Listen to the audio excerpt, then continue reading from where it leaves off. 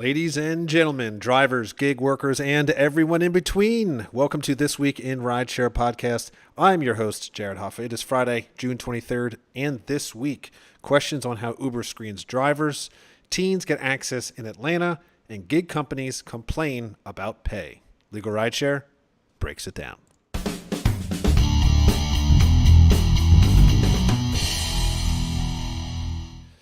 And from Legal Rideshare, I'm joined by the co-founder and lead attorney, Brian Greening. Brian, happy Friday. Happy Friday, Jared. Great to be back for another week. Yeah, we're back we're going OG here. No guests this week, straight back to the podcast. But it feels good to go back to the basics. It does. I don't think we're slacking. I think we're just giving the people what they want. Exactly. It's perfect. So we're going to hit it off here. We're going to start with Monday. Now, this is a lawsuit in Florida, which raises questions on how Uber screens its drivers. Now, this is from ABC Action News, and they reported, quote, Florida passengers accuse Uber of letting criminals behind the wheel. A woman said this is incomprehensible, really, that something like this can occur. And this is from a South Florida businessman who claims his identity was stolen by an Uber driver. So him and someone else are now suing Uber, blaming the ride-sharing giant of failing to properly screen its drivers, which basically allowed criminals behind the wheel. So according to this lawsuit, the driver's history includes serious run-ins with the law that date back more than 20 years, which include multiple arrests and a 2002 felony conviction for drug possession and first-degree robbery. So the issue here, Brian, is how was he able to drive? How was he able to get behind the wheel and, of course, did this again? We hear about safety concerns all the time. That's what Legal Rideshare really does. We talk to drivers constantly. We talk to passengers who find themselves in less than desirable situations in what should be a safe place. We have been talking about for years the importance of safety in rideshare. I have said multiple times that if rideshare isn't safe, it isn't viable. We obviously still firmly believe that. So the short story is, we don't know whether these allegations are true, but the general concept that rideshare needs to be safe has never been more true. And we need to be fighting for that in every way that we can. And we need the rideshare companies to step up and make sure that their screening processes, their background checks, the companies that they use like Checker are doing everything that they can to cross every T, dot every I, to put safe people in the car together. And that really goes for both passenger and driver. Right. And, typically, at least recently, you hear a lot about the other side where people are being wrongfully deactivated for, false background checks. But in this case, this is pretty clear that if this is true, I mean, it's hard that these companies, especially I think Checker is typically the one that Uber uses, that didn't catch this. And I agree with you. It's stuff like this can't slip because, as you see, it becomes a real problem for safety, from passengers, for everything. So, well, and to your point, we're seeing people lose their jobs over nothing. Like you said, false background checks, or even just kind of minor run-ins, just stupid things like right. Something that happened in their youth that was not violent, not a safety issue, and then we're seeing the big stuff slip through the cracks. So it's just a testament to the fact that the system isn't working. We want the system to catch dangerous people. We want the system to flag those who can cause harm to people in the rideshare car or on the rideshare system. But in the same vein, we need the system to work where it's not punishing people who don't deserve to be punished. So if this structure that we've been operating in for the last decade isn't working, and it doesn't really seem like it is, then we need to find a better way to do it. And certainly multi-billion-dollar companies like Uber and Lyft, who pride themselves in being innovators, can find ways to do better. And frankly, that's just what we're demanding, is do better. Right, exactly. Do better on both sides. That's it. Let's head off into Tuesday here, and this is, we'll see. Uber for Teens launches in Atlanta, but is that a good thing? Now, this is from WSB TV. They reported Uber for Teens now allows parents to arrange a ride for teens ages 13 to 17. Some safety features include PIN verification, GPS tracking, and expanded communication for parents and teens. Obviously, one Senator, John Ossoff, has some serious concerns if this is a good idea. One of his concerns is human trafficking and whether predators might be arranging for a ride for a teenager they meet through apps or online. I just don't see how any of this is going to be a good thing. That's just my opinion. I think it's a horrible idea. I don't understand what the motivation is other than it's a money grab, bringing more customers onto the app. I just don't think it's a service that makes sense from a safety perspective. And I actually think there's hazards for both drivers and passengers. So the young passengers are obviously, there's risks. There's predators who may have slipped through the cracks, like we saw in the last story.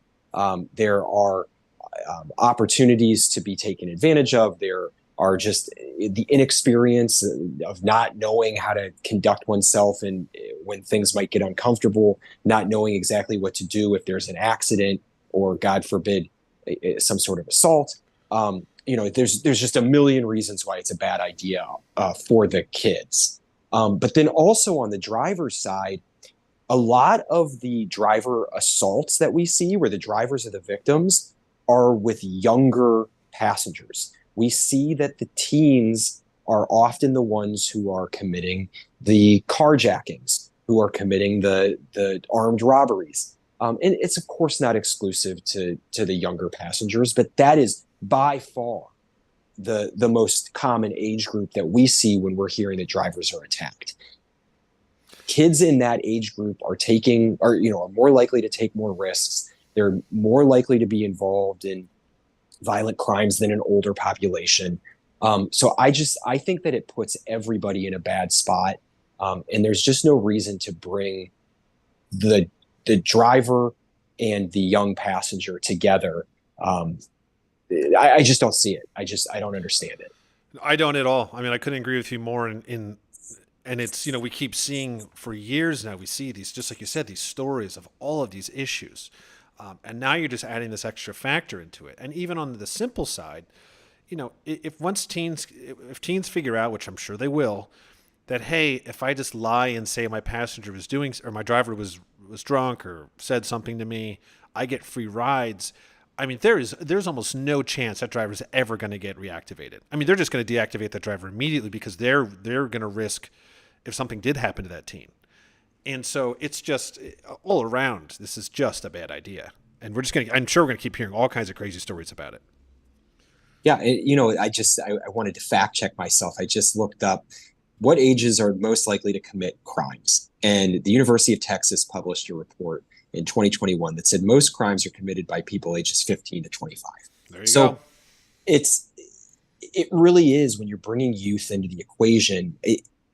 I said it, a couple seconds ago. The kids are obviously at risk for issues. We're not blind to that at all. But I'm also concerned about the drivers and putting them in the car with people who might be, more willing or inclined to act foolishly.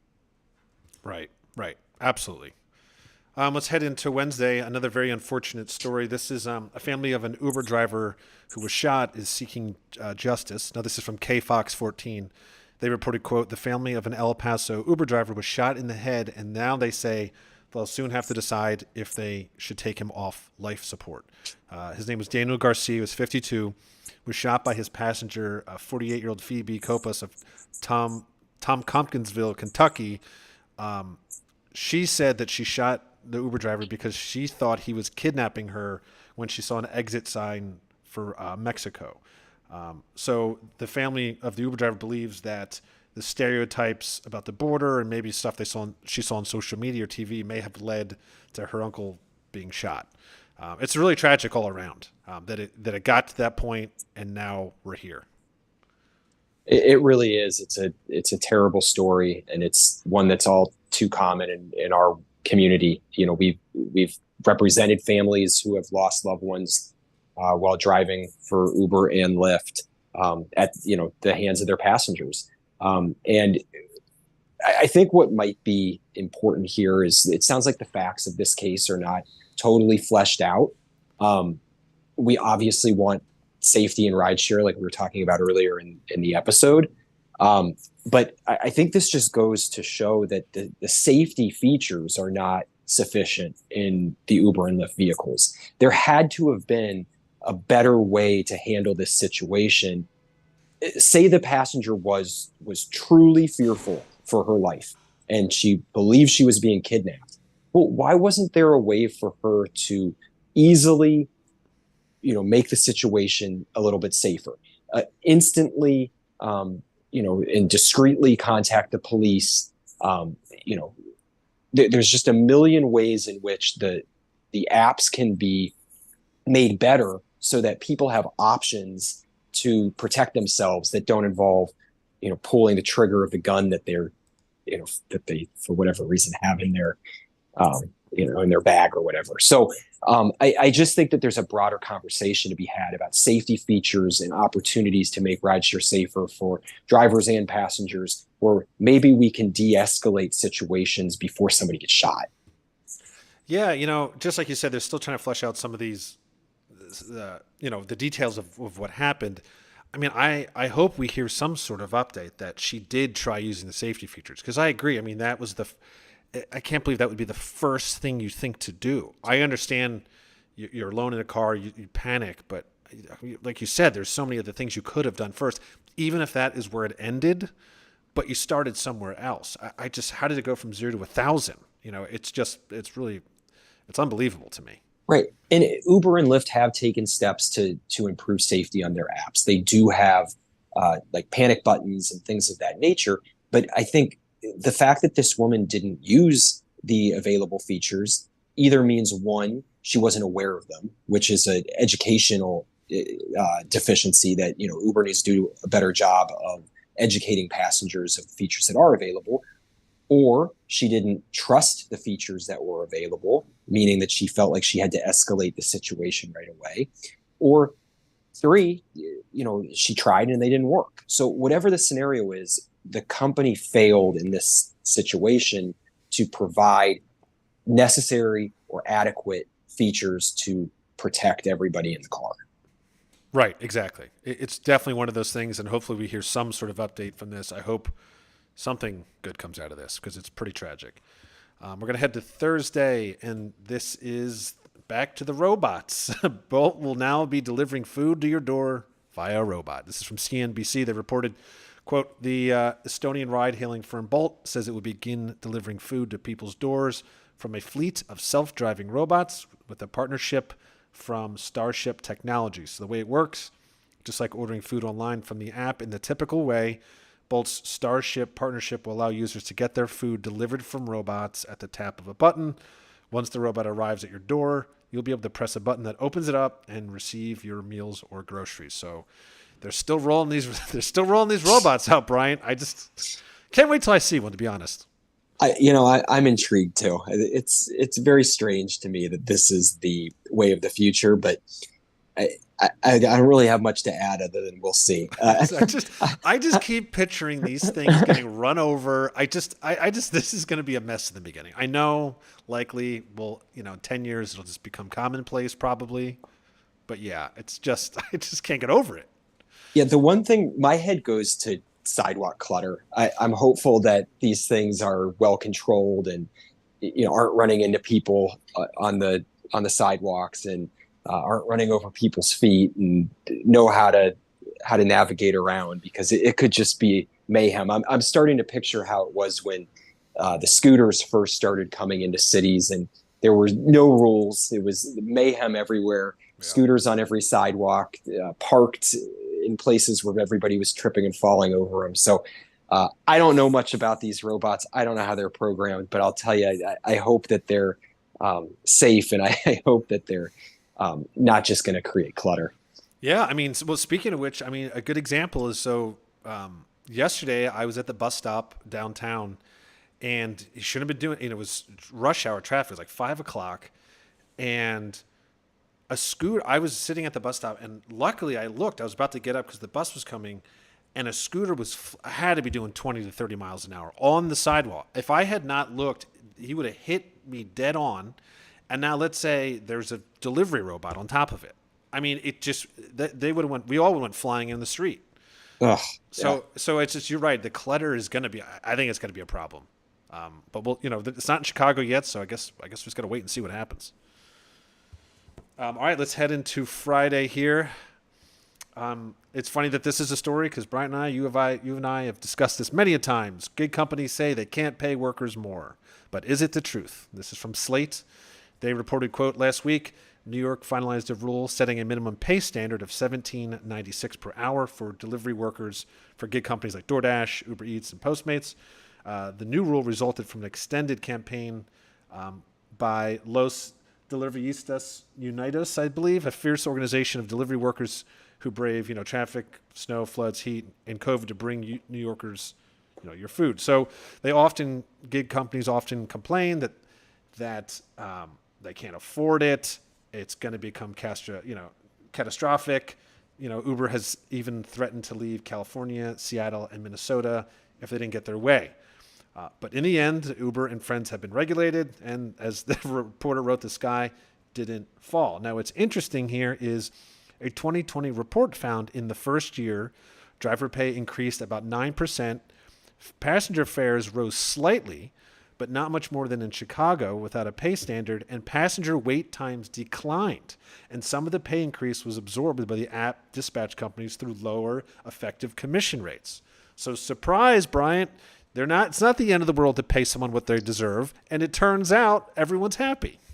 Surprise, surprise. We have been talking about this forever, that there is more money to go around. The drivers should be paid a living wage. And these threats that Ubers and Lyft are going to pick up and pack their bags are empty. They don't do it.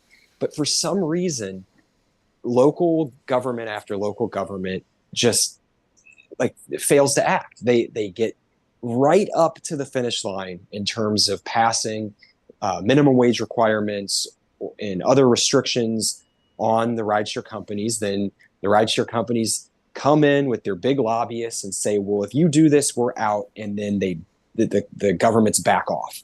So I love that this article was published, because now we can show these local governments exactly what happens when they take measures to protect the workers. And in a couple words, what happens is everybody's happier. The companies these threats are empty, and the governments need to do what they need to do to make their community a better place and make the work feasible and livable for those who do it. Yeah, exactly.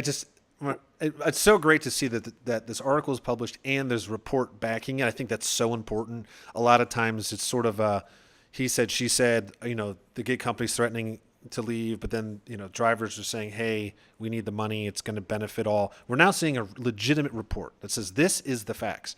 And I think it's just hilarious too. Just like you said, the lobbyists, I've seen so many of these articles for so many years now where Uber will say something like, well, if you do this, your ride down the street will be $70. And it's like, no, it's not.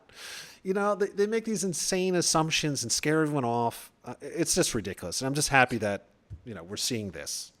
Yeah, and a lot of times they activate the passengers. So they'll send emails out to the passengers saying, you need to contact your local politician and tell them not to approve a measure that benefits the gig workers, because it's going to affect your ability to afford a ride or even access a ride, because we might leave town.